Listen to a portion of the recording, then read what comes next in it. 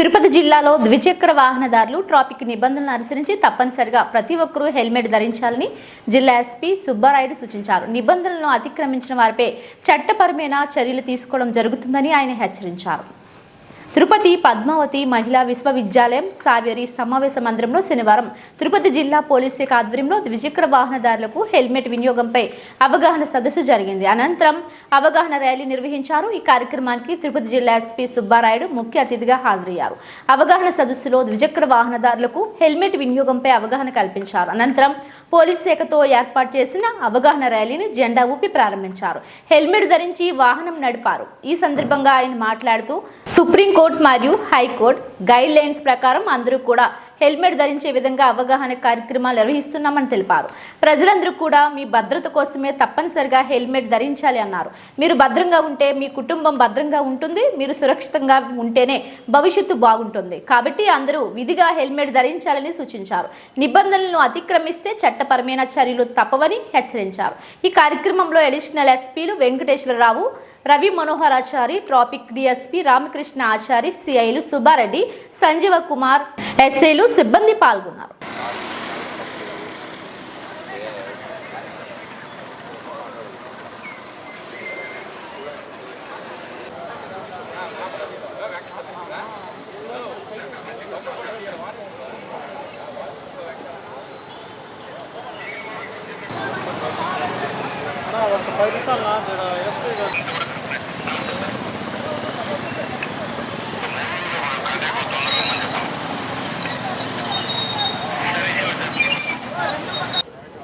అందరూ sir back రావాలా?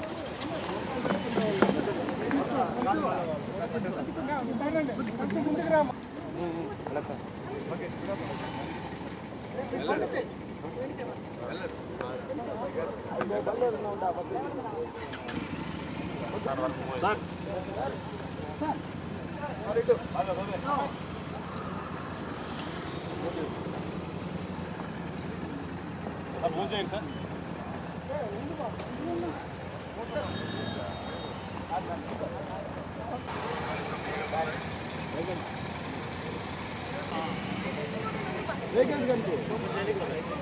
అంతే సార్.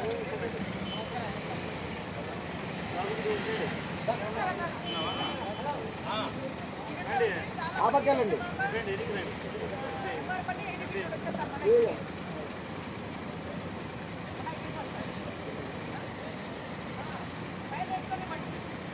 Okay sir.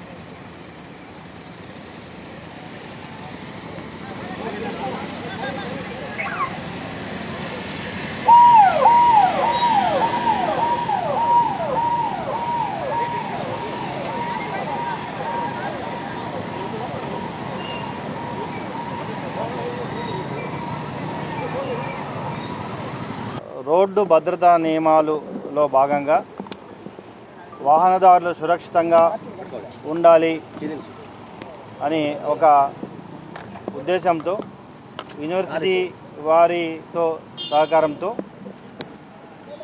పోలీస్ వారు, వివిధ విభాగాల పోలీస్ వారు, యూనివర్సిటీ విభాగం అంతా కలిసి ఈరోజు హెల్మెట్ ర్యాలీని తిరుపతిలో చేయడం జరిగింది.